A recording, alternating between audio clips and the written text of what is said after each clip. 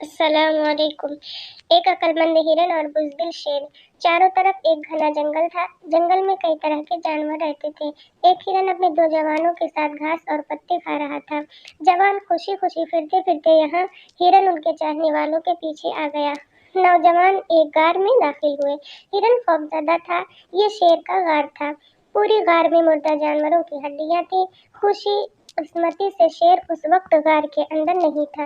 हिरन अपने जवानों को गार से बाहर ले जाने की कोशिश कर रहा था। उस वक्त उसने एक तेज चीख सुनाई दी। उसने फासले पर शेर को देखा। शेर गार की तरफ आ रहा था।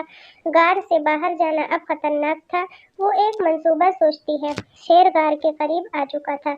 हिरन ने आवाज उठाई और चीखा, मेरे हिरन, छोटे बच्चे नहीं रोते। मैं तुम्हें खाने के लिए एक शेर को पकड़ लूंगा। आप अच्छा खाना खा सकते हो। शेर ने ये अल्फाज सुने, वो परेशान था।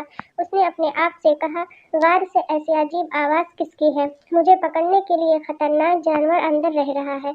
मैं मौत से बचने के लिए भाग जाऊंगा। ये कहते हुए शेर जितनी जल्दी हो सके वहां से भागने लगा। एक गीदड़ ने भागते हुए शेर को देखा। आप बड़े खौफ से क्यों भाग रहे हैं? गीदड़ ने पूछा। शेर ने कहा, मेरे दोस्त, एक ताकतवर और सख्त जानवर मेरी गार में रहने आया है। नौजवान शेर को खाने के लिए पुकार रहे हैं। माँ वादा कर रही है उसके लिए शेर को पकड़ना, लिहाजा मैं बड़े खौफ से भाग रहा हूँ। होशियार गीदड़ अब यकीनी हो गया था शेर बुज़दिल था। उसने शेर से कहा, खौफजदा ना हो, कोई जानवर शेर से तेज या मजबूत नहीं है। आइए हम मिलकर उसका पता लगाएं। लेकिन शेर ने कहा, मैं मौका नहीं लेना चाहता हूँ। आप भाग सकते हैं, मैं मरने के लिए तन्हा रह जाऊंगा तो मैं आपके साथ नहीं आऊंगा।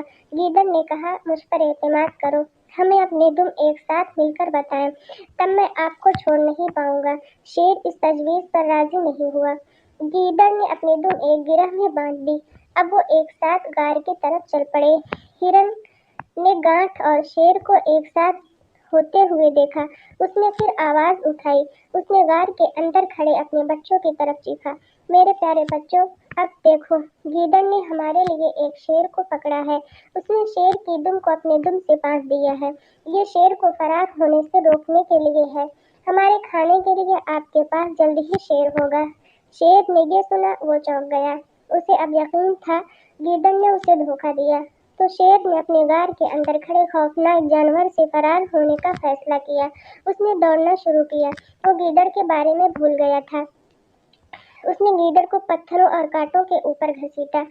पागल फरार में गीदड़ दो पत्थरों के दरमियान पकड़ा गया। शेर ने अपनी पूरी ताकत से खींचा। उसकी दुम कट गई। इस वाकये में गांठ मारा गया था। दुम सिकम शेर जंगल से किसी और हिस्से की तरफ भागा। हिरन और उसके जवान शेर के गार से चले गए और वो अपने रेवड़ में बहिफाजत शामिल हो गए। जहानत और जिहानत की मौजूदगी खतरनाक हालात से बच सकती है।